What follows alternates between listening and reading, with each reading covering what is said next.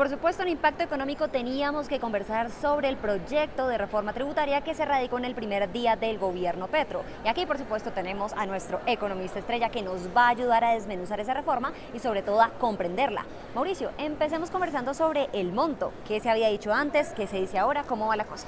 Pues vean, analizar esta reforma toma un poquitico de tiempo y por eso yo me traje aquí unas imágenes que vamos a revisar entre todos. El recaudo adicional que está planteando la nueva reforma es de 25 billones de pesos.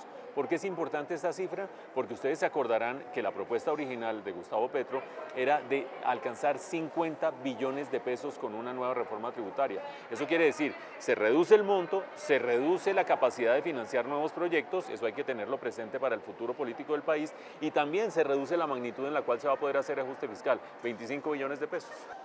Pero Mauricio, 25 billones de pesos, eso es una cifra muy grande. Desmenúzanos, ¿de qué se trata eso? Bueno, me parece muy buena idea que agarremos los componentes de la reforma tributaria. ¿Por qué?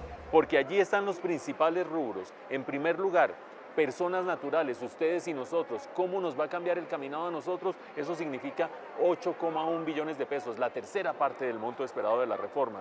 En segundo lugar, el rubro más importante en segundo lugar es la minería. Ya vamos a ver cómo afecta la minería, 5,8 billones de pesos. En tercer lugar, las empresas no mineras también están poniendo su cuota en este proyecto de reforma. Y finalmente, un rubro del que vamos a hablar y todo el mundo está hablando, que es el de los impuestos saludables, los que afectan las bebidas azucaradas y fuera de eso los alimentos ultraprocesados. Yo sí te pediría, Mauricio, que empezáramos con las personas porque uno tiene que saber cómo es que lo va a afectar y sobre todo en ese impuesto que siempre escuchamos que es el impuesto de renta. ¿Cómo vamos ahí? Pues hay que arrancar por decir algo, el gobierno se cuidó mucho de no afectarle el bolsillo a una inmensa cantidad de gente. El 98% de los colombianos no van a tener ninguna afectación en cuanto a su ingreso. Ahora hablamos de otros impuestos. ¿Por qué? Porque esto se concentra en los ingresos mayores de 10 millones de pesos al mes y es una fracción muy reducida de los colombianos la que gana esa suma. ¿Qué termina sucediendo? Se unifican todos los ingresos en uno solo, el salarial, el que viene de las pensiones, el que puede venir de una ganancia ocasional, de dividendos, todos se unifican y a partir de 10 millones mensuales se empiezan a reducir las posibilidades de hacer exenciones, deducciones, una serie de cosas que existen hoy para bajar el monto gravable. ¿Qué da eso? Ustedes están viendo en este momento, nosotros lo estamos viendo aquí, da unas tasas de tributación que son superiores y están aumentando frente a las que existen hoy en día y eso es importante tenerlo presente porque aumentan mucho más para los ingresos mayores, por allá de 40 millones al mes, etcétera, etcétera, y aumentan mucho menos para los ingresos menores, por ahí de 11 millones hacia abajo.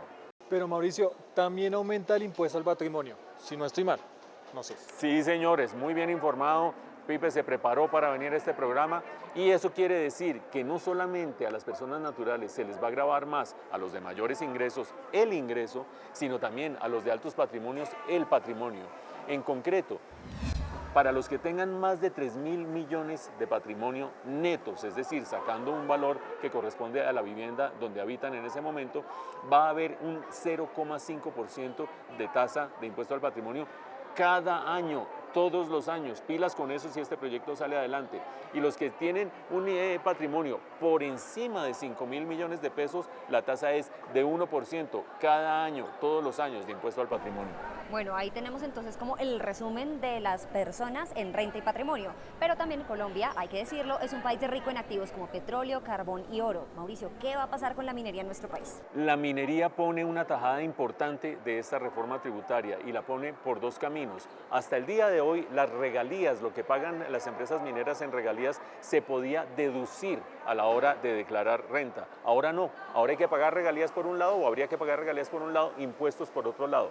Pero fuera de eso, tanto el petróleo como el oro, como el carbón, son productos que si en el mercado internacional pasan de un cierto piso, empezarían a pagar 10% del valor exportado como impuesto al gobierno central. Pero Mauricio, no solo de minería vive el hombre, o bueno, el Estado colombiano. El sector no minero, ¿cómo es ese tema? Hay empresas que no son mineras y que también ponen su cuota. Vean aquí, pónganme atención, 5,6 billones a cargo de las empresas. ¿Por qué? porque se eliminan tratos preferenciales y se restringen muchísimo la posibilidad de tener deducciones, descuentos, todas esas gabelas que permiten bajar la renta, el impuesto de renta de las empresas, se eliminan. Pero además suceden dos cosas: las empresas que hoy están en zonas francas y no están exportando tendrían que empezar a exportar. De lo contrario, perderían ese tratamiento preferencial que hoy tienen las zonas francas frente al impuesto de renta general que se paga en la economía. Y algo más, sector financiero que viene con una sobretasa de renta del 3%, lo seguiría manteniendo de manera permanente. Bueno, esto es también muy importante que lo tengamos sobre el radar. Y adicionalmente, Mauricio, ¿qué va a pasar con estas bebidas azucaradas? Que bueno, acá las estamos disfrutando, pero ¿qué va a pasar económicamente con esto? Aprovechen mientras puedan, porque las bebidas azucaradas, como ustedes están viendo acá, van a tener un impuesto, dependiendo del contenido de azúcar que tenga, un impuesto de 18 pesos por cada 100 mililitros o de 35 pesos por cada 100 mililitros, dependiendo de qué tanta azúcar contengan. Eso abarcará jugos, energizantes, gaseosas, etcétera, pero también alimentos ultraprocesados, como son las salchichas, como son los snacks, como son los ponquecitos de paquete. Todo eso también tendría un impuesto que sería el 10% del valor final al consumidor. Tenemos muchas aristas: personas naturales, renta, patrimonio, empresas, minería. Hay mucha información. Si lo aterrizáramos a qué es lo que más nos va a afectar a las personas del común, el colombiano de a pie, ¿qué podríamos decir que son esas Me afectaciones? parece muy bueno ese aterrizaje, porque todo el mundo debe estar en este momento con indigestión, que personas naturales, que renta, que no sé cuántos. 5 clavecitas de lo que puede afectar más a la gente de manera directa.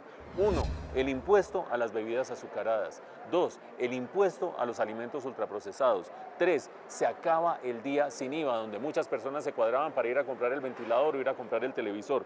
4, ganancias ocasionales. ¿Por qué? Porque si ustedes venden el apartamento el año entrante y esta reforma ha pasado, el diferencial entre el valor que tiene el apartamento en el mercado inmobiliario y en el catastro y lo que ustedes terminan vendiendo es ganancia ocasional y se va a grabar como un ingreso cualquiera, es decir, puede ser 35, 38, lo que ustedes estén pagando de impuesto de renta. Y finalmente, la exención que tiene hoy el precio de la gasolina, exención tributaria en las zonas de frontera, desaparece, y eso va a empezar a presionar también un aumento en los precios de la gasolina.